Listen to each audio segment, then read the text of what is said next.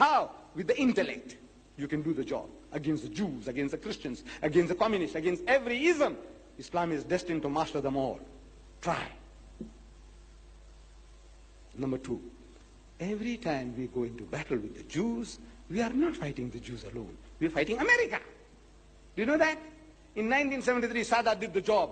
They broke the Bar-Lev line. They crossed that Red Sea. They broke the Bar-Lev line. And America came in direct intervention. That Khabis from there. Direct intervention. With his men and material, he poured in, direct into the battlefield. So every time now we are fighting the Jews, remember this, that we are not fighting him, we are fighting the Americans. Now how you can fight the Americans? That weak that we are. I'll show you how. You see, Harry Truman, the deceased President of the United States, in 1948, he divulged a secret of how you can beat the American. He's telling you, but we don't catch. In 1948, Israel declared her independence.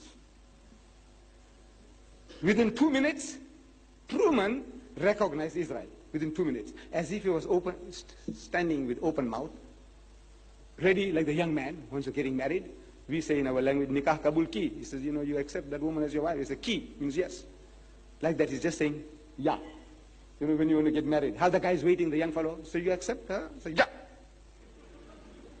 That guy was waiting with his open mouth, who? Truman, to say he accepts her as his bride. Who? Israel. So a reporter subsequently, at a press conference, asking him, said, look man, what was all the hurry for? 2 minutes. That means this guy just says, we are declaring independence, and by the time the voice reaches there, he said, we accept. What was all the hurry? There are 100 million Arabs. They'll be offended with you. So Truman said, there are no Arabs in my constituency. In other words, the people who voted me into power are the Jews. There are 6 million Jews in America. And through the Jewish vote, without the help of the Jewish vote, you can't make a headway. While I was in these Arab countries, the Gulf states, the Daily Gulf Times dated March 14, last month, 14. There's 1 month and 1 day ago, one day short of a month, 14th of March. Here is a cartoon in this Gulf Times newspaper. It shows a would-be president of the United States. He is marching to the presidential chair, the White House, and he has to pass through a maze of the Star of David. Beautifully portrayed. But now, what do you learn from that? That means no American president can ever become the president of the United States without Jewish support. Without going through the Jewish maze of the Jewish Star of David, nobody can become a president in the United States. You need Jewish help. The en bloc, 6 million votes. Right. So now to neutralize that, we need 6 million Muslims there, no? And you can't get them in. They won't allow any more Pakistanis, no more Arabs, no more Bangladeshis. No more. Under some special circumstances, one here, one there, half a dozen swallows don't make a summer. We want 6 million. How can you get 6 million in there? Impossible.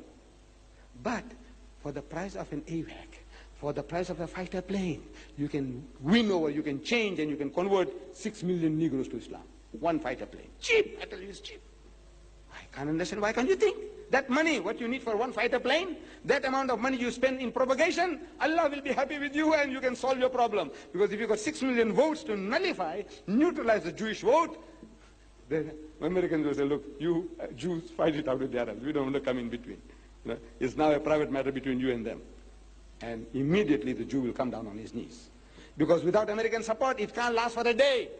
That nation can't last for a day. It's living on beggary, charity of the Americans. Billions of our money is being poured in, our money lying in America. I'm talking about our Arabs, brothers. Billions are lying there, and they're lending it to the Jews at a lower rate of interest, and they're lending it back to the Western nations at a higher rate of interest. With your money, they're making money, and with your money, they're shooting you. Look, I said, put on your thinking caps, man. The guys said, look, you had the right answer. The right answer, Truman told you. Said, look, no Jews in my constituency. Put them in. Put Muslims in his constituency. How? Change them, convert them, and Allah will be happy with you. This is your awal fard. You are doing that, and you're solving your problem without shooting. So I said, open a second front, and there is hope. I feel there is hope.